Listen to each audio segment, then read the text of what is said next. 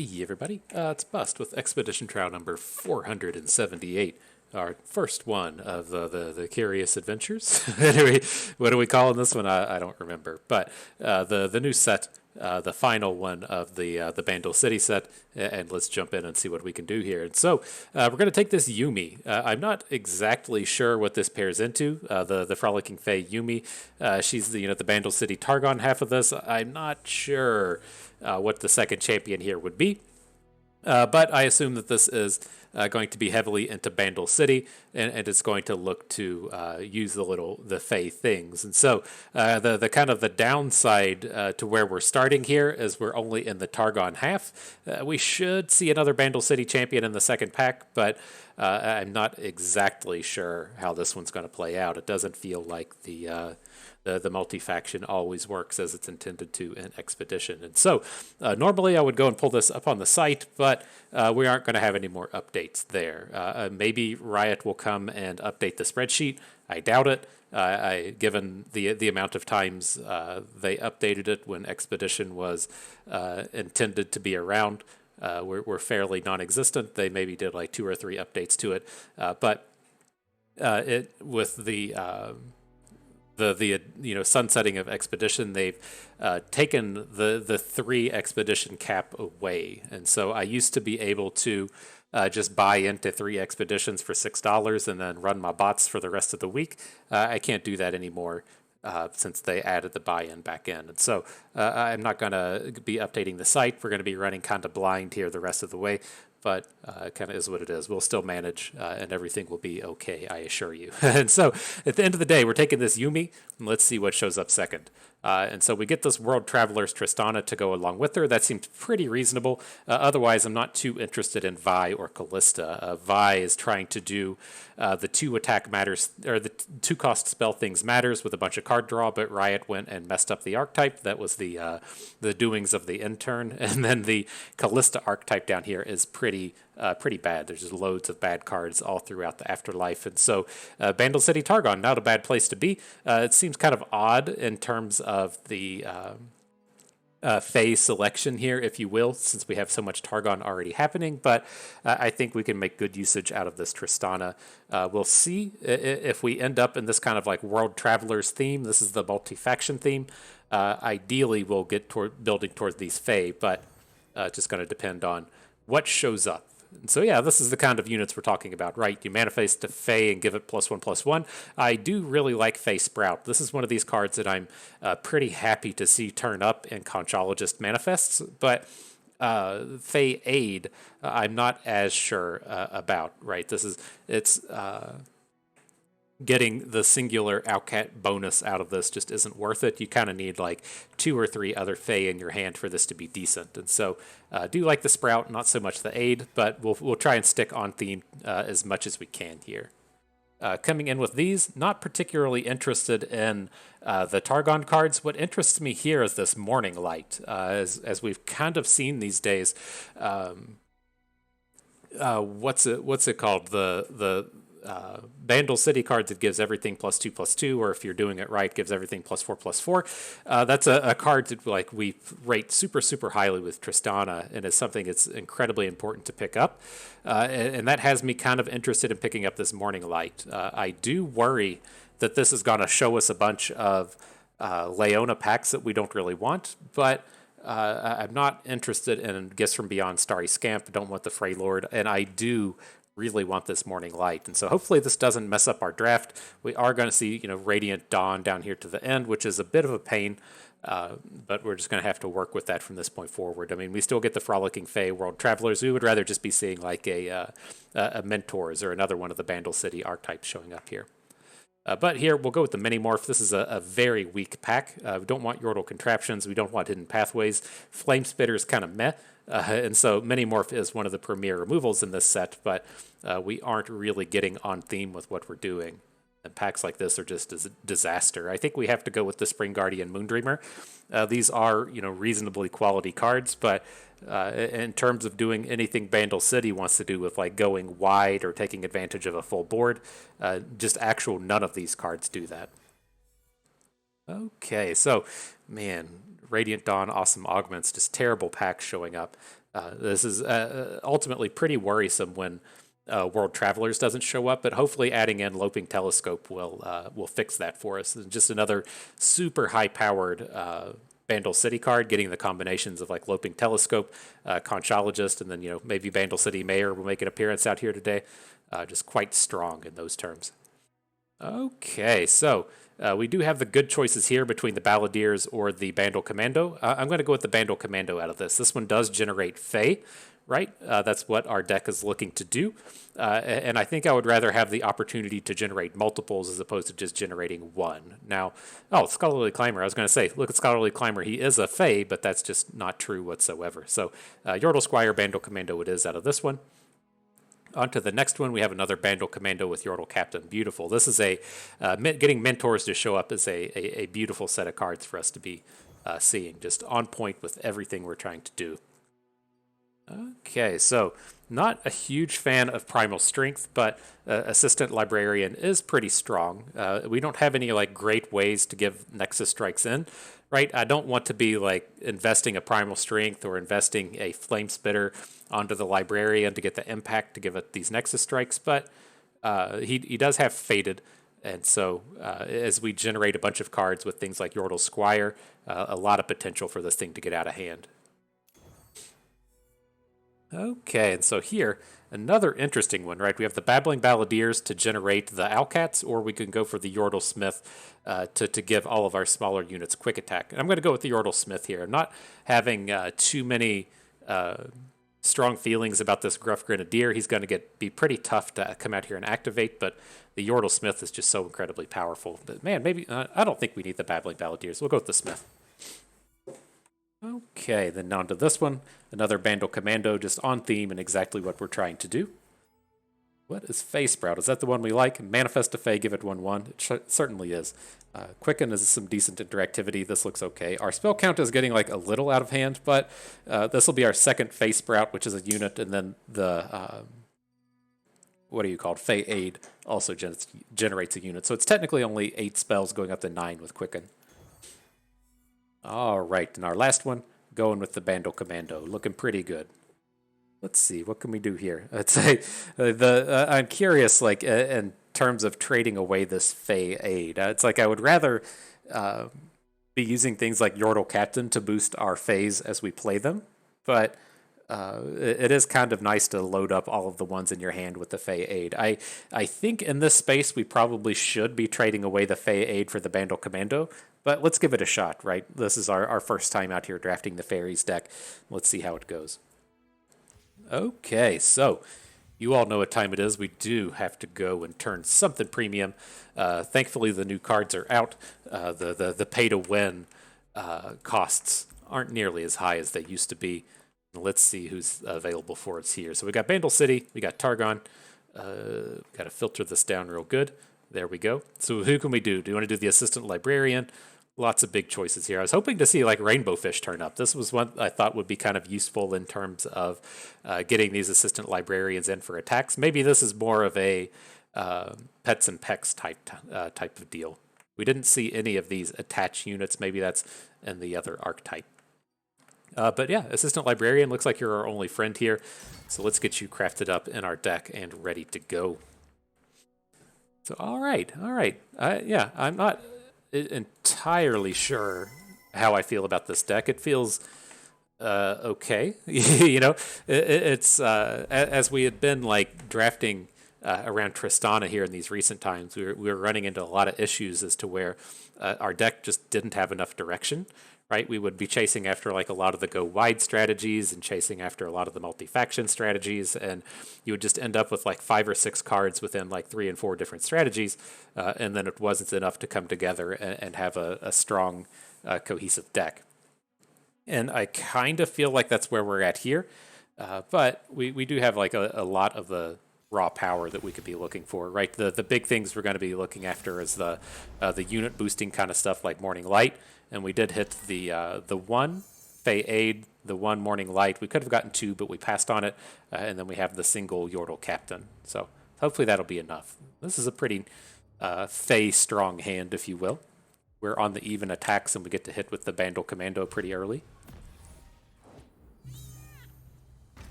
Oh shit, my dude. I like what you're about. getting the sun disc out here right from the start. It was a Zerath Nasus.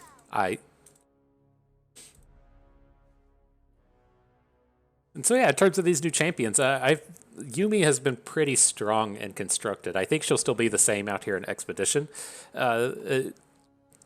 She strikes me as being kind of like a Tarmogoyf, right? I try to explain a lot of cards in terms of Tarmogoyf. That's a magic card that was ultimately incredibly powerful, but to me it was just like a mountain of stats, right? It was the absolute most stat efficient unit in the game.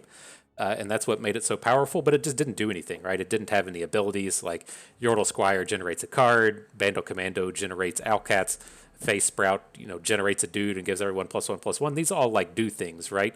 This would be if, say, like, Loyal Badger Bear at a 4/4 or something that's just, a mountain of stats at a good price. And that's how I kind of feel about Yuumi. She has like an incredibly powerful ability in terms of expedition to where she comes down, gets to trade with a unit, and then just comes back to your hand and gets to give a future unit more stats. That's incredibly powerful, but she just doesn't do anything. And so I think we'll be reasonably happy with her in our deck today. She's very strong, I do concede that, but it's not the kind of card I typically get excited about.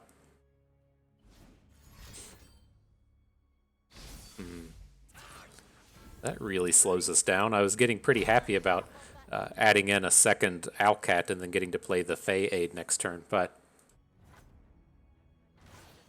opponent disagrees.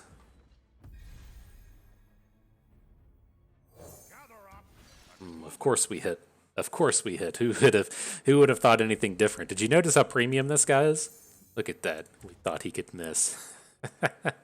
It's not the way it works.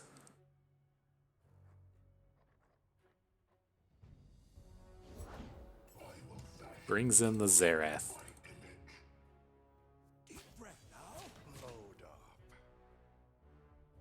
Do we hit? Let's do this. Let's put the Tiny Spear on the Bomber Twins, so he doesn't have great hook or great blocks on either of them, right? The Hothead's probably going to come in and block our Gruff Grenadier, but if he wants to block our 4/2, he's not going to be doing it with Zerath.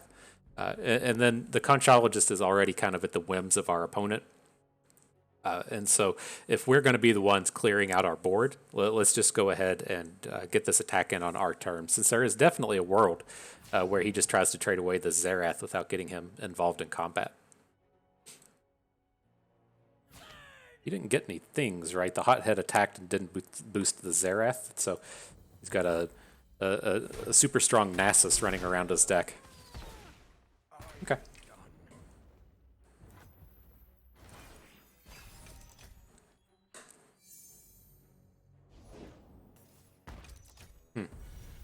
Interesting. So what Fey do we want? When I'm summoned or round start, give me power equal to the number of other attached or other allied Fey in play or attached. That seems pretty strong. When I'm summoned or round start, it grows. Okay.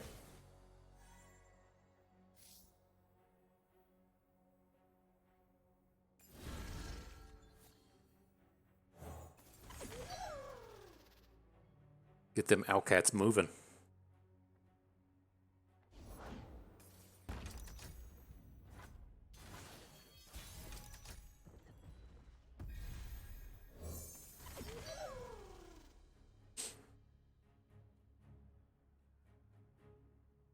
Oh, it's Tristana. Tristana's like, what? What is making these noises? Who's boosting up? It's Tristana getting the booster. And that's not a negligible combo, right? If we're able to generate a bunch of Alcats. We only have 4 Bandle Commandos in our deck. Only 4 is not the correct way to talk about that, but this is looking good here. We're going to drop the Mushroom Ring, and then we'll quicken back Zerath as a big time tempo play. Hopefully we'll have some pretty decent attacks this turn.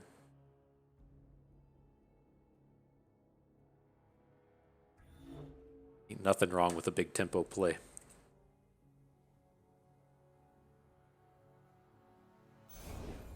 And I thought there was something good to see. Let's do it now so the Xerath doesn't get that damage ping in.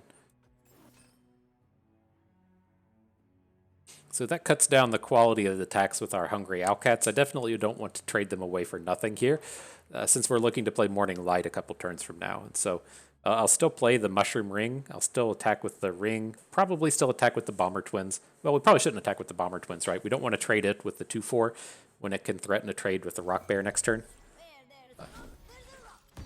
So yeah, it's just going to be the Mushroom Ring. You big though. That's a lot of damage coming through with this guy.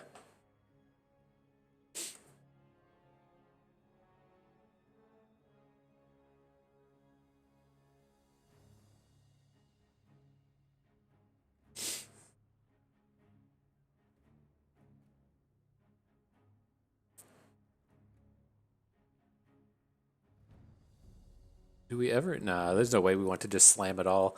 It's like, do we ever want to come in with these Owlcats because some of his blocks are fairly bad? I don't think so. I think there's a good chance we just take him to 8 here. Even better. Even better.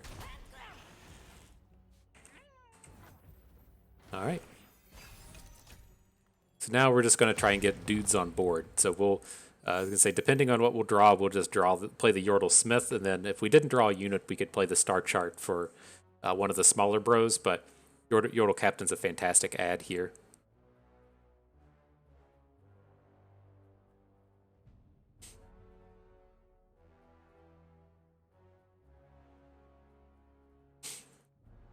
So yeah, if you haven't noticed, we do have the different deck tracker up. That's just what I'm looking to switch to now, is using this. This is the LOR Master deck tracker. Like, we are going to be kind of like limited in the things we get to show off in terms of the end of game expedition stuff. Like I'm just kind of like done with LOR Guardian, and wow, you don't even have any champions left. Okay, and this is what I'm just looking to switch to for the future. Like, I'm ultimately getting upset in terms of I'll pull out I want to like pull up a deck after I've run through it for a while, and look at the stats and say, hey people, here's this fantastic deck we made with a 40% win rate. Get super impressed with what we're doing, but you can't. At least I can't figure out how to do that with Mobalytics, and it's ultimately fairly frustrating, and I'm trying to get away from that. And so hopefully this thing will work how I want. I mean, it can't be worse, right? If it doesn't do what I want, then it doesn't do what I want, but Mobalytics doesn't do what I want, and so kind of is what it is. But alrighty, let's drop the Star Chart. We have 7 mana, need to spend 5 of it, so the Serpent's the only one we can play. Now, do we want to even bother with taking the time to play the Serpent? I think I'm okay with this. Is this guy, let's do it. Just in terms of this dude might be popping a Sun Disc on it, and that's pretty cool, right? If he plays this Xerath and then he has a way to destroy the landmark, the Xerath will flip and pop the Sun Disc, and I haven't got to see that yet. And so we'll give him the opportunity before we try and end this game. Not going to be a lame-o and try and mini-morph the Xerath. We're going to give the Sun Disc the opportunity to pop.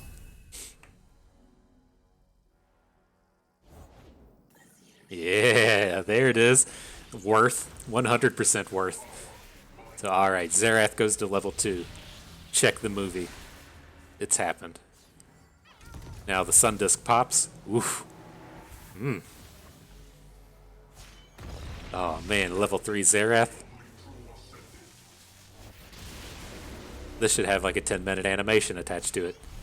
And the Nasus. Now, we may not be able to win the game because Nasus is going to give our dudes like -3 attack. But totally worth it. Totally worth it. So, yeah, we're just a little short now, right?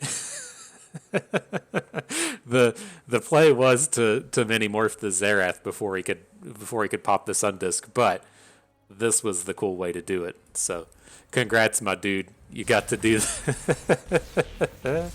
you got to do the sun disk. I haven't seen that before, so it was kind of nice. But all right, let's see if we can recover here. Here's another Yordle captain. It sucks to get rid of these face sprouts, but the Yordle captain's ultimately just way more powerful than this. Off we go.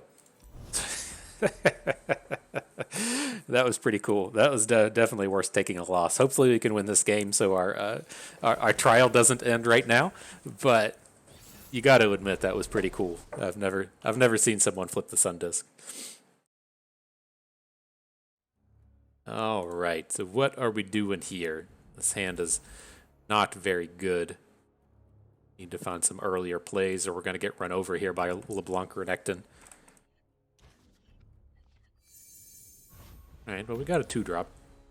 He's kind of make sad noises as we play our 2. All right.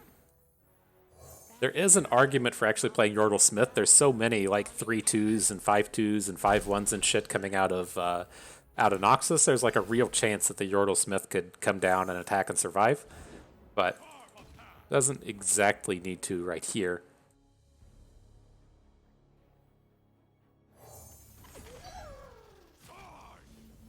And then we'll be defensive here. We tend to be really strong against like the unit-based combats out of these.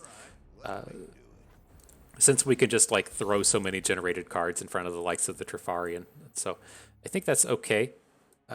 Let's see if we can premium hit with the Grenadier on this one. I think if we hit a unit, this game is just pretty close to done. Mentor of the Stones was fantastically powerful. So does this work, right? To give quick attack to our Grenadier? Sure does. All right, enjoy, my dude. Is he doing stuff? What kind of stuff are you doing here? Sure. So we get in for a ton of damage. We didn't even get to take down our Mentor of the Stones. Beautiful, beautiful turn.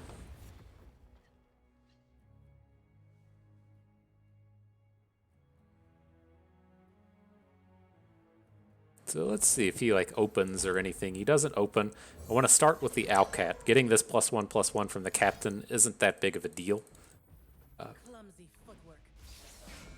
We can drop the captain now if we want. I think that's fair. Follow me. I know where I'm going.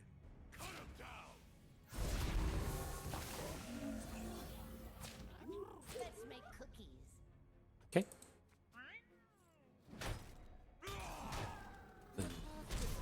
We're a little short of lethal on the open, but we can still add a bunch of dudes to the board. Oh, never mind. No, we had an impact. We would have been lethal anyways.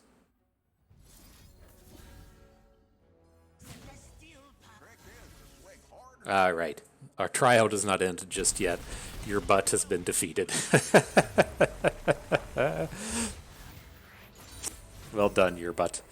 And so, yeah, we're going to come out and just pick up the Yuumis just to kind of get a taste for how these things are going. Again, like I talked about her in our kind of mini set review, and talked about her in terms of Tarmogoyf, and like she's strong. I don't concede that. She fits into like a lot of these really powerful draws. Like if we start with Yordle Smith on 2 and then attach a Yuumi to it, that's just like a ridiculously powerful unit that our opponent has to spend like a ton of resources into dealing with. And then when you actually deal with it, Yuumi just comes back to your hand, right? This is incredibly powerful, but it's just stats, right? I usually look for a little bit more than just stats out of units, and I have to kind of like give Yuumi the Tarmogoyf disclaimer, right? And that I understand that she's good. It's just not a card that I feel like you can build around, and it's just not my cup of tea, if you will.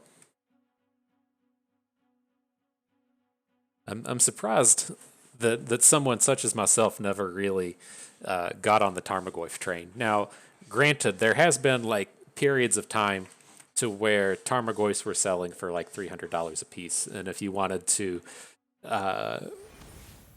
play them in like a competitive tournament, you really either just had to have a giant stack of money, or you had to be able to like borrow one from a friend and one from another friend, and then own one, and then borrow one from the shop or something. It's just always too much work for me, and so I never played it on those terms. But it's always kind of a bummer when that happens in terms of cards and how expensive they can be. But I think that may be one of the reasons as to why I'm so down on Tarmogoyf and Magic. It's just I could see that's, as much as we love to play Noxus and attack with stuff, it seems like Tarmogoyf should kind of be in our wheelhouse, but it's not. And so with this, I think I want to generate the unit as opposed to just starting with the Yordle Smith. We do have the sweet Yuumi draw here as to where we can either put Yuumi on the Commando, we can put Yuumi on the Smith, we can do stuff like what I was kind of considering was playing Yuumi now, attaching it to Bandle Commando, and then next turn playing Yordle Smith and having Pale Cascade back up for these other cards. We'll just kind of see what opponent does, though.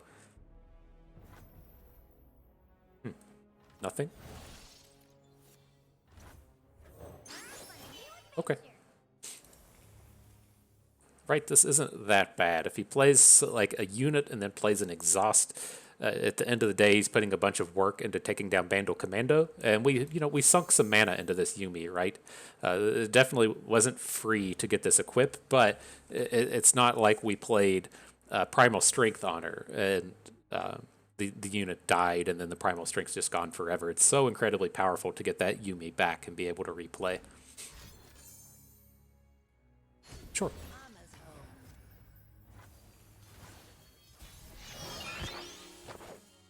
Your unit is smaller than mine.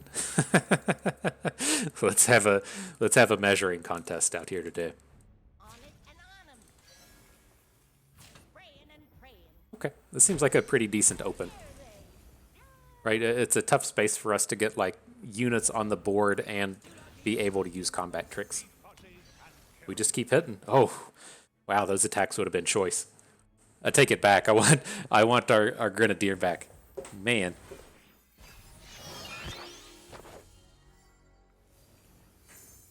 Good luck dealing with this Commando. So now I'm like looking at this space of adding Yordle Smith to the board and then dropping the +2/+2 on the Yordle Smith, and then that will give our Grenadier quick attack. I think we can just take the 4 damage off this Chumpwump, and then we do have to wait and see what else opponent adds, but not exactly how I wanted to go about it, but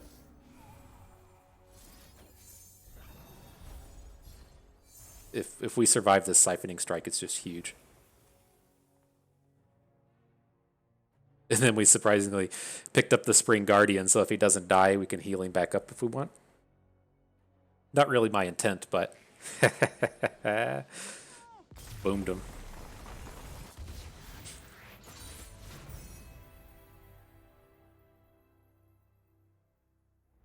Well, good. I'm glad we got to see some of the Yuumi action in there. I mean, if he'd won that Siphoning Strike, we still would have been pretty okay in that game, but not. I didn't want to get through this whole thing and not have too many opportunities to play Yuumi out here. But with this, we don't want Yordle Contraption, right? Star Chart's not particularly good, but Yordle Contraption's just way terrible. The only like concern I would have with this is, we've been playing these who are you called? Griff Grenadiers, and we've been hitting on them every time. We're like a 2-to-1 shot to hit them. I don't think we're close enough to where we can say I want to just be an allegiance deck, right? If we had like 2 or 3 of these things, and then we were at say like 8 cards, then I could be like, okay, let's hang on to the contraption. It's not that good, but I don't want the Star Chart, messing up our allegiances. I just think we're too far away from an allegiance deck to take that into consideration. So I'm going to get rid of the bad card for the Star Chart here.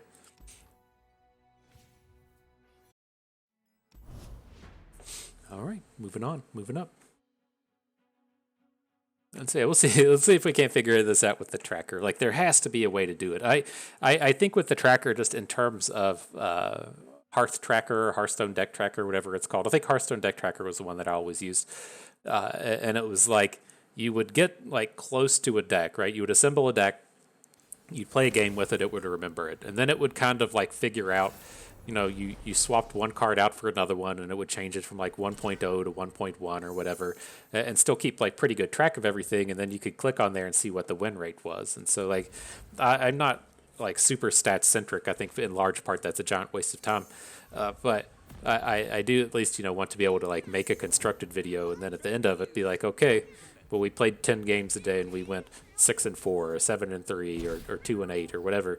And I just can't really figure out how to do that with Mobalytics. And I think that should just be like one of the most basic of things that you could be doing. So it made me a little upset, a little salty. And so I'm trying to branch out and try out this other one. Now, I don't know if this one's just the same way, but that's kind of where I stand. Hang on, Buzzball. Okay, interesting. Now, we do have the Bandle Commando plus Pale Cascade to try and deal with this Greenglade duo.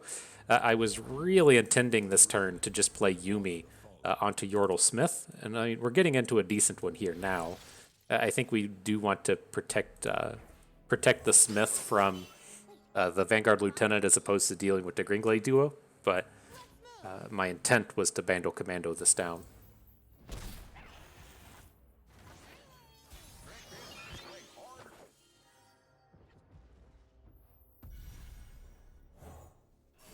Alright, something cool. Whoa, a Fey card. What's this thing do? When I'm summoned, create a Hungry Owlcat in hand. When you summon another Fey, give it 1/0. That's pretty useful. I'm almost more tempted to pick up Concurrent Timelines, but I'm actually just going to go with the Moonsilver here. I want to pop off on this primal strength kind of stuff whenever we need to. This is going to come down to whoever can spend the most mana is just going to win the game. I just may have an answer. Looking for an anvil. Oh, hang on. Let's do this. I don't play. Should be a little bit better now. We can still like Moonsilver this Pale Cascade if we need to. Like when he blocks with the dragon thing. That move go. He has no plays? Okay.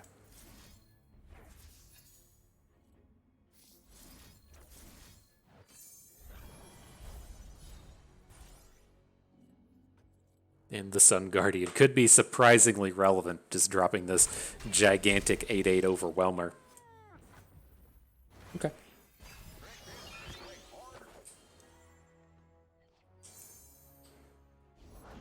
The fight just isn't the same with Then Shyvana's like little scary. I want to make sure that we have like some amount of mana banked up here so we can Primal Strength onto the Yordle Smith if we need to. But this Shyvana attack, a little surprising. This is Mama's house. Okay. Hang on, Thurn. So if we play the Yordle Smith, next turn we can both Morning Light and Primal Strength, right? Or are we going to be one short now? I think we're one short now. I didn't do those good bust maths before I before I got my units on the board. Yeah, we have 8 mana. It is tempting to get the Sun Guardian down now, since we can Daybreak it next time and still have the big bonus with the attack. I think this is okay.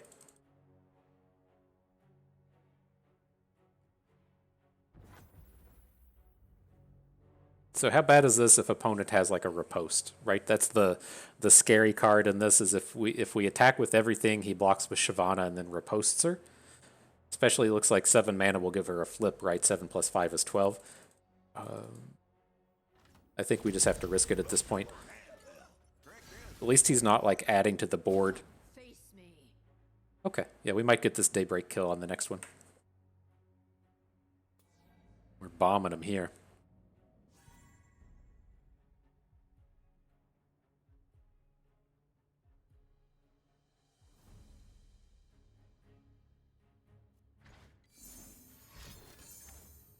Got the riposte. Yep.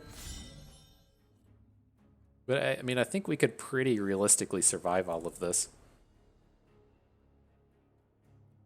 Don't let them through!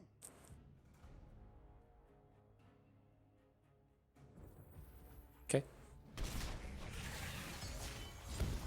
Witness my true power. It is, you know, like, little scary in that he'll generate the Shyvana single combat next turn, and then he can Shyvana single combat our big overwhelm unit. But we're gonna have like a super strong open next turn. That's fucking annoying.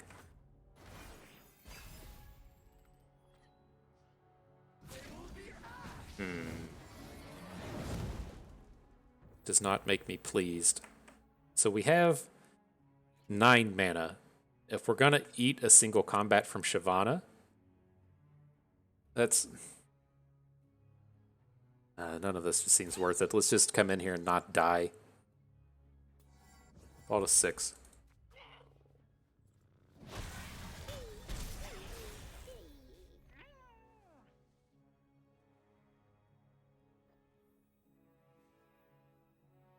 It's just like if we add Yuumi,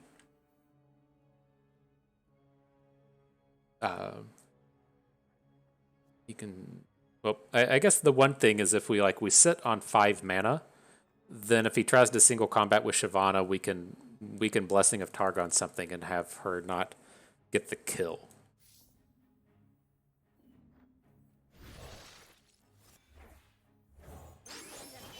Okay, I think we'll have to kind of count on that. Right, if the Strafing Strike comes onto our 4/4, we play Blessing of Targon onto 4/4. Didn't consider it coming out this way.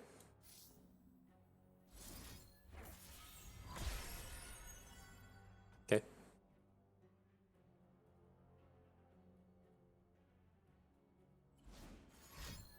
More tricks are pretty fucking terrible. Okay. So he's gonna have like 1,000,000 health here. Kills one of our units. And then we don't have a great answer to Shyvana.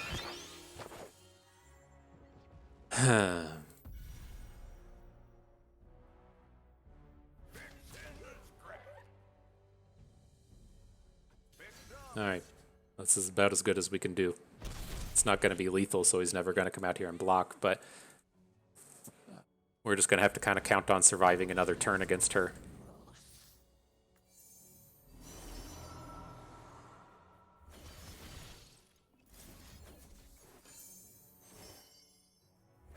Alright, so we'll bring the double stun onto Dragon, keep it from attacking next turn.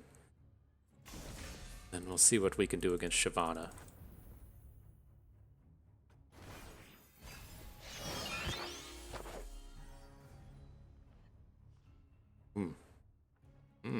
What up, Hush?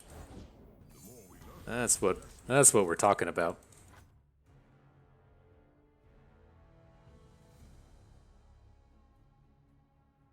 So we can make like Shyvana a 5/5. She's going to be able to kill our Yordle Smith, which was kind of unfortunate, but is what it is at this point. So do we want to Hush her now? And that stops her from getting the single combat? I think that's a necessity.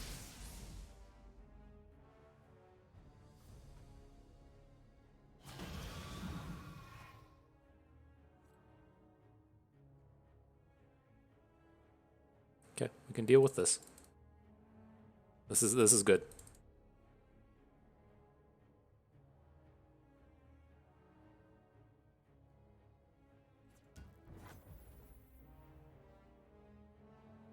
So we need to spend like some of this mana though. He's not going to attack, that's fine. Let's go ahead and do this. We can't play like everything next turn, and so we'll give up the really.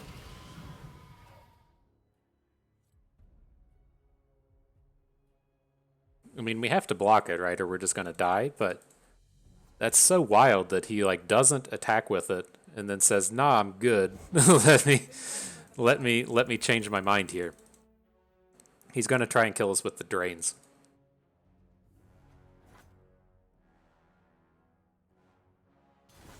Oh wow, and then he just doesn't attack?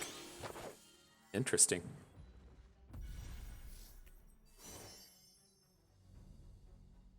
Any of these win the game? Tasty Feyfolk's a pretty big deal here, right? I don't think the Furious Feyfolk wins the game. It has the impact, but we can't hit with it twice. We do have like 4-6 impact, but that's not enough to win the game. And then we could look to just go wide with the Fey. I don't think that's it. Let's take the Tasty. I taste purple. Yay. Definitely tastes purple.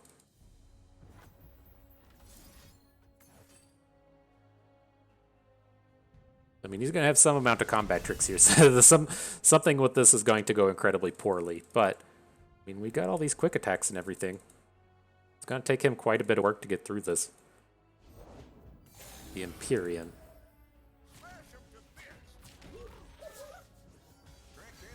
Alright, dude. That's a very strange play.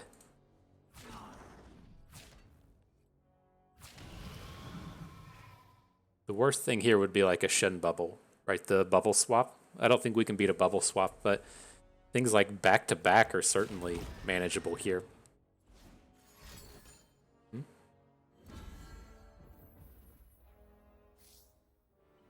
So we can't win the Yordle Smith combat, but we can protect the Feyfolk out of this one.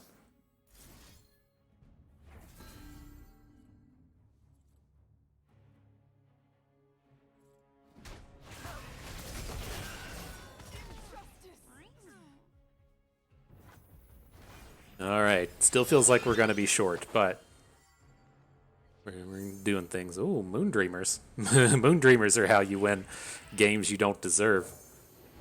What do we got? Anything good? Unfortunately, can't answer the Empyrean, but I think the Immortal Fire is still probably the way to go. The decision here out of this one would come down to, like, do we have to play the unit this turn? Right? Do we have to get the warrior on board? And I don't think that's the case.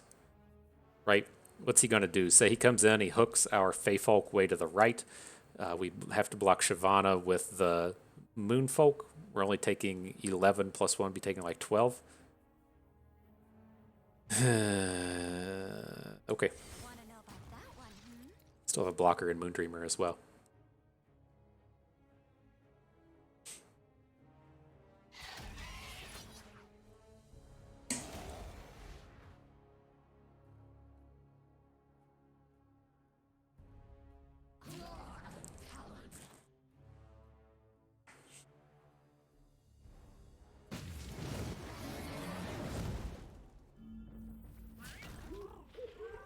Okay, something here's going to go wrong on the Shyvana. It's probably a barrier, but we have to get in here and just deal with this while we can.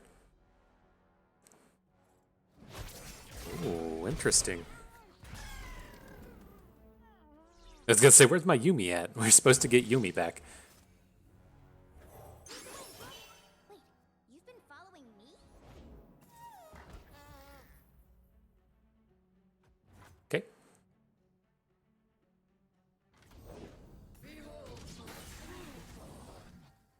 Wild. Okay.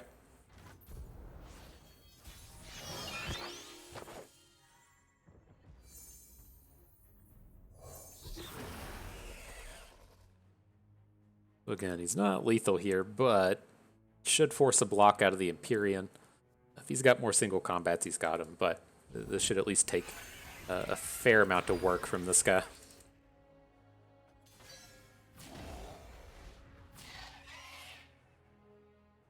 And it doesn't, like, read like he has combat tricks. He hasn't been doing, like, he just completely gave up that Shyvana last turn. So, of course, we see another combat trick here, but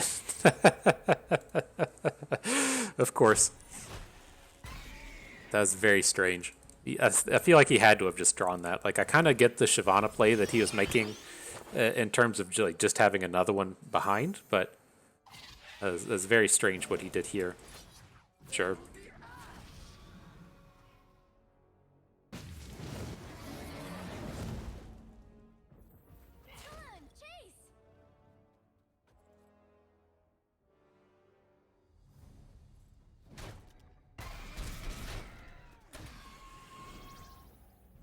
Follow me. I know where I'm going. These springs are for healing, not swimming. All right, are you going to play that single combat? That's our big question here.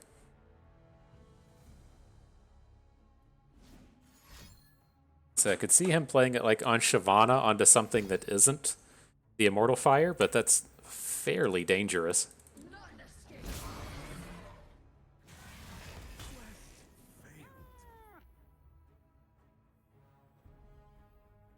But do we have anything here that can get us past the Empyrean? Our Ghost from Beyond is gone. We could draw a Minimorph.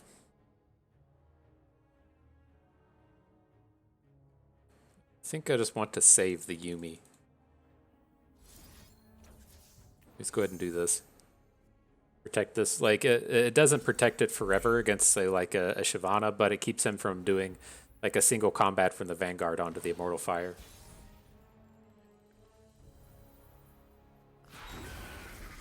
Alright. Did we do it?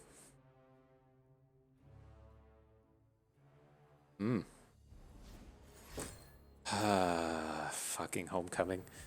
Does this get counterspelled if we quicken the dragon or quicken the bird? Has to work or we lose the game. Right? I don't think this. Our unit's still on the board. Did we do it?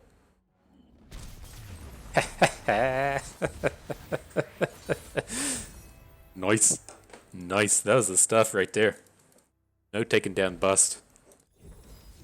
I'm in gold on the ladder right now in case you're not familiar with my skills. Nice. So, okay, so what are we going to do here? Like, in terms of cards, like, really want this Jorals in Arms, right? That's why we went and picked up this off-theme Morning Light. That does push us away from a Yuumi, though. But you also got to see that game, how powerful Yuumi can be. On the downside, her flip, not very good. So I'm not amped about stacking Yuumi, so I'm going to come over here and take this Tristana. You know, she's still kind of on theme with what we're doing, and between playing the Fae and then the Yordle birds generating multi-factions to help boost up the Tristana. This Tristana pack is just off the wall strong, and so where we're going to go with that. Nice. It's a good deal, good deal. I bet that guy's upset.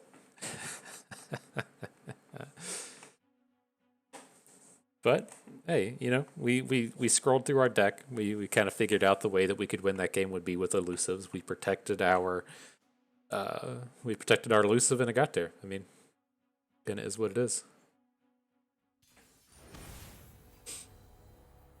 Let's see, a couple Pantheons, Yuumi and Fizz. Okay.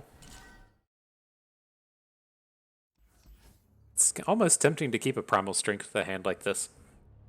Yeah, I think I would rather have the opportunities to go wide, though. Just mulligan and see if we can't pick up like another 2-drop or something. Here's a Conchologist. Cool. We have the two... Well, we don't immediately have 2 multi-factions, but we have a couple multi-factions for Tristana to help boost up as well. So we can get the Tristana down and then play the birds. They can get that extra bonus.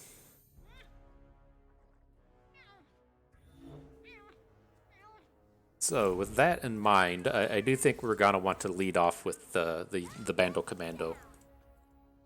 It's a little unfortunate. I do like to have the blocker and the Conchologist down early, but I think we'll be able to ramp up pretty quickly with this. Baddies beware, Mama's got a gun. Baddies beware. Yes, he plays like this are a little unfortunate for us. Now we can open. We don't have a good block for the Mountain Goat.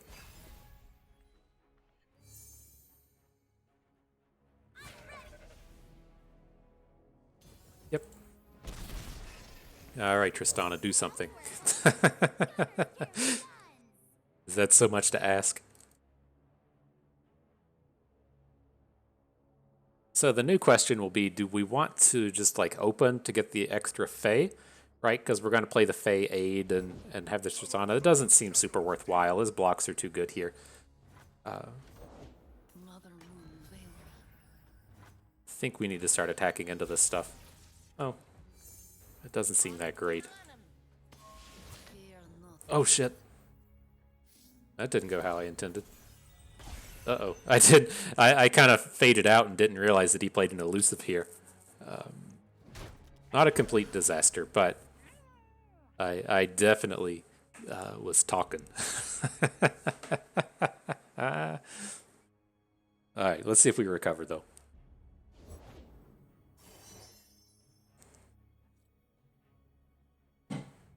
Yeah, this is definitely one of these games where I'd rather just have had Conchologist down on 2. Tristana can be slightly awkward until you can get her up and running.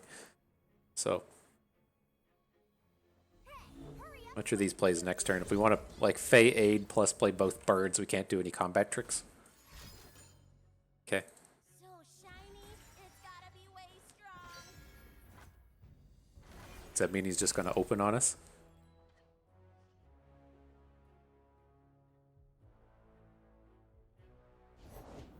Uh-oh.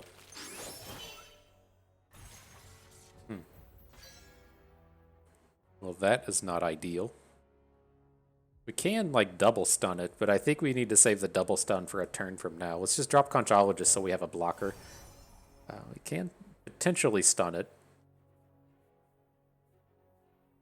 I'm not going to wallop it this turn. We'll do it later, but...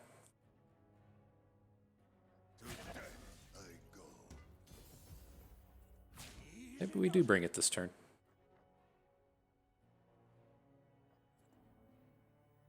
It's like my problem with dealing with it later is and he only has 1 mana. Is the Gifts from Beyond is slow, right? So let's save the wallop for a turn or 2 from now. We can. I think it's a little safer to come in here and block with Tristana, right? If we lose our Bandle Commando, that's slightly disastrous. So let's make a 2/4 Tristana out here. Try and take down the goat. Again, he only has 1 mana built up now, so he shouldn't have any combat tricks here. He can't have a group shot, right, and take down the Tristana, but he has a hard time actually getting a kill here. Okay, so that feels better. Now the new question is, I think we want to drop Yuumi on the Bandle Commando. Right, we're going to have like a really tough time winning on the ground, trying to get through the Saga Seeker. We could play like a double stun on it this turn and not have it block and then not attack the next turn. But I'm wanting to get like some more board, and then he should have trouble with the Bandle Commando. This even, it plays kind of nicely even through hushes. This is a little scary. He has the hush. It's going to take the 3/3 off, and he can kill with the Saga Seeker. I don't really like that. And I think we have time.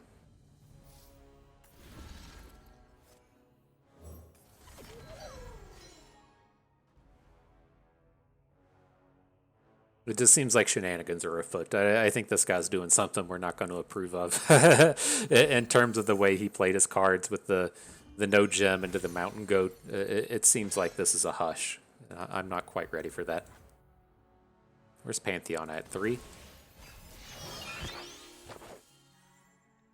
Maybe we'll find ourselves ready next turn.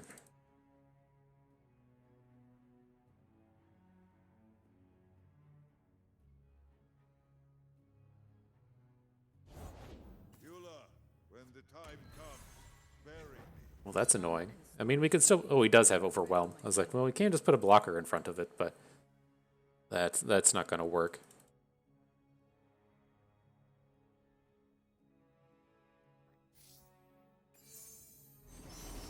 Watch this. I'm going to take Gravitum. I'm going to drop it on him, and then I'm going to emote and see what happens.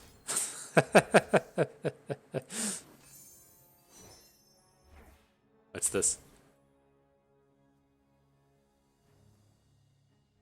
Is this the face of fear? Wait till the attack comes in, and then we'll act like we didn't realize that was going to happen.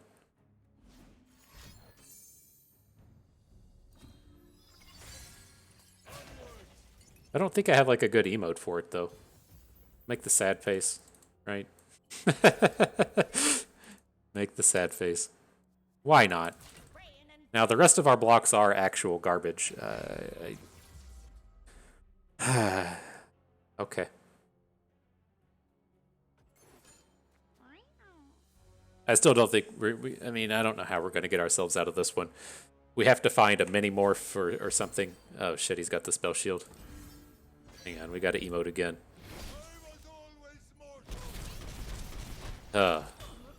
Vandal City has it all. Never defeated, never backing down. Wait, what? All right. I'm curious as to what you're hanging on. I don't think we want to make any of these trades. I don't want Heaven's Aligned or Sparklefly. I don't want to trade for Fizz. Like, what Riot's kind of like ultimate goal is, and to how like standard and everything will shape up. Because it's tough for them with Bandle City, right? And the way that they released the cards, that if, on average, every card in the game is a 5, right? That leaves, some cards as 8s and some cards as 2s, but every faction at the end of the day should balance out pretty close to 50%, right? And but given the way that they've kind of released everything, if you need, your faction to have 100 cards and then have them to be an average of a 5, and then you're only going to play cards that average over 5, that leaves you with like 50 cards that are playable out of those 100. And then as you go to build a deck, I don't know, the finding things that are on theme or whatever might drop you down to only having, say, like 10 relevant cards. And so with the way that they designed the game and everything, with Bandle City coming out late, for them to get to that like 50 playable cards, they have to put stuff into the game now that's just like over-tuned so that Bandle City is relevant, right? Otherwise, Bandle City is only going to have like a base of 60 cards. Everyone else has a base of 100, and it's too tough for them to be relevant. And Mentor the Stones is kind of interesting. I don't think we need Equinox here. It does play nicely if they're playing like the challengers, but let's take the Mentor the Stones. Right, and so I'm curious to like what degree Bandle City is just overtuned into relevance compared to like the global picture of, we can release worse cards in the future, and then that will ultimately get them balanced out in comparison to everything. But let's see. Who do we like? Our units are all like too small to be good blockers, and we don't have a spell to cast onto the librarian. We can play Mentor, but I really want to play 2 units this turn. Maybe we just give up on a Bandle Commando. And so where that's going is like, so say as we look at constructed, at what points are they able to, like rotate out Bandle City, or how do they get Bandle City to be like appropriately balanced in comparison to all the other factions? And from where like it's not in the core set, it's like they have to maybe push like cards into a core set so that they can then like rotate Bandle City, right? They can't come out here and say, okay, well standard is going to be the most recent 2 years of cards, because that just like doesn't remove anything Bandle City. And so I'm curious what the ultimate goal is in terms of kind of like curating standard and dealing with the Bandle City being able to do everything kind of problem, when they're certainly not supposed to be able to do all that. Oh my gosh, he's got more cards. Oh, that Lightning Rush is fine. I was worried about losing our Mentor.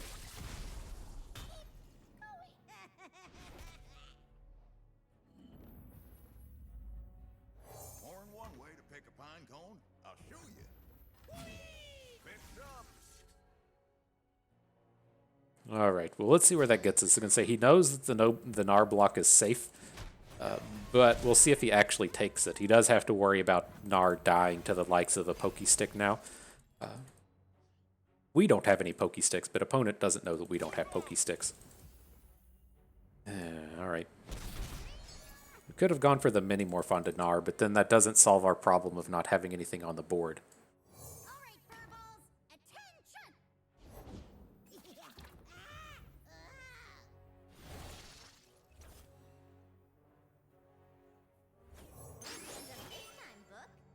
This dude gonna flip. This flips into a 3/4, right? Okay. Remember the objectives. The few for the many. All right. Yeah, this has been pretty brutal, not being able to get enough board out here. Man, this dude's got all the Pokesticks as well. All right, here comes that Gnar flip.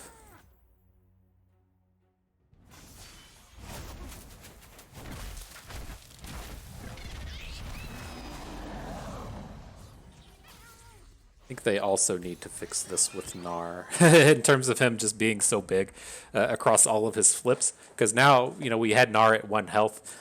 Now when he swings back into mini Gnar, he's going to have that 3 health again, which is kind of frustrating.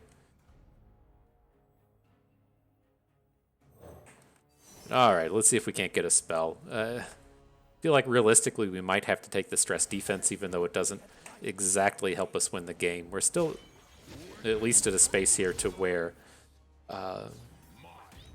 we can get some decent attacks in. We can deal with Darius. We have the tools to shrink 2 of his units, but I think this game's getting fairly far away from us.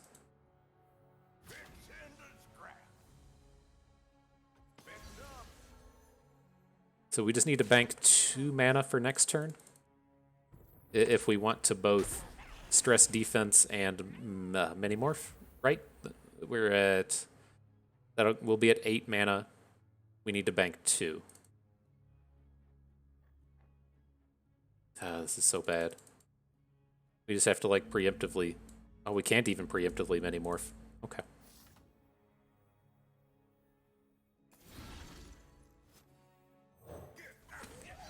Okay. So it's just going to depend on how he deals with this Gnar. He shouldn't be able to lethal us with it, but it's definitely scary.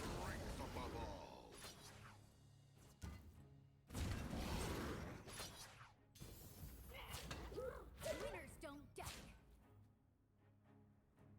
So the new question is, do we actually just stress defense the Darius so that we can save the Minimorph for later? Or, like, do we want to block like this, and then we can Minimorph Darius and just go ahead and get that unit off the board? I'm kind of leaning towards just playing the Minimorph now and getting the unit off the board. We lose our Tristana, but we have to have, like, something go right. Well, we can do this. We have the mana to stress defense and then boost our Tristana. Maybe that's the way we take it. Do a frontal assault. That always works. Oh, I didn't math that right. I thought it was going to turn him into a 1/5. Okay, let's still stick the damage on.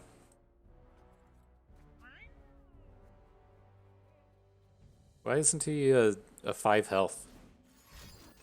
Sure. Alright, that kind of is what it is. Yeah, like, Gnar is one of these cards that I fully expect to get nerfed at some point in the future. He is far and away the strongest champion out of Bandle City. It's like, you have maybe seen Mogwai out there bitching these days about the likes of Bandle City and the problems that have kind of arisen from them in terms of the Bandle tree being a thing. Gnar is certainly overtuned. I think he's going to get hit in terms of either Pokestick will be fleeting or his stats are going to drop considerably. I think probably to make Gnar, like, less relevant, if they don't set Pokestick to fleeting, then they have to give him, like, 2 base attack. 3 base attack doesn't fill a lot of the problems to where Gnar can still just attack into anything with his quick attack.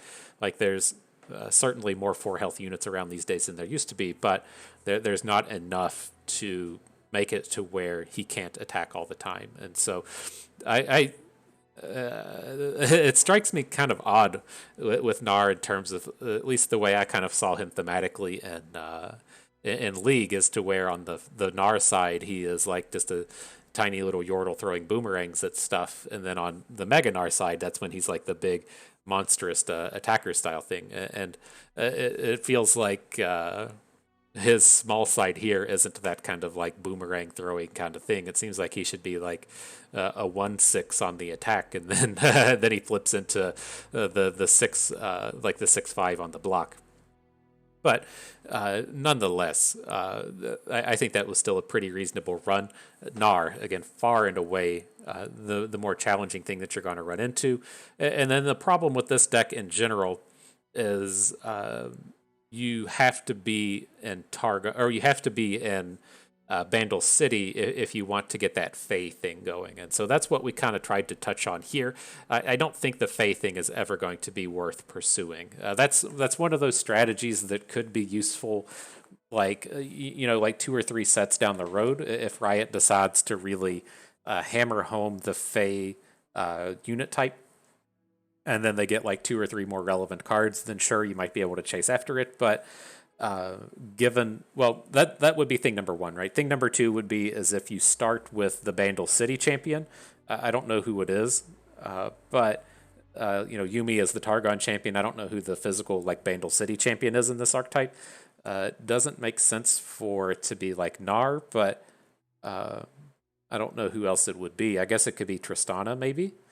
But at any rate, if you do the thing to where we draft a lot of decks to where you avoid an archetype, if you're on the Bandle City side of the Fey deck, then you'd probably just want to hard avoid Targon, and that should get you to a decent space. But that was kind of like thing number 1 I wanted to cover with this. Thing number 2 was we've talked quite a bit about Yuumi.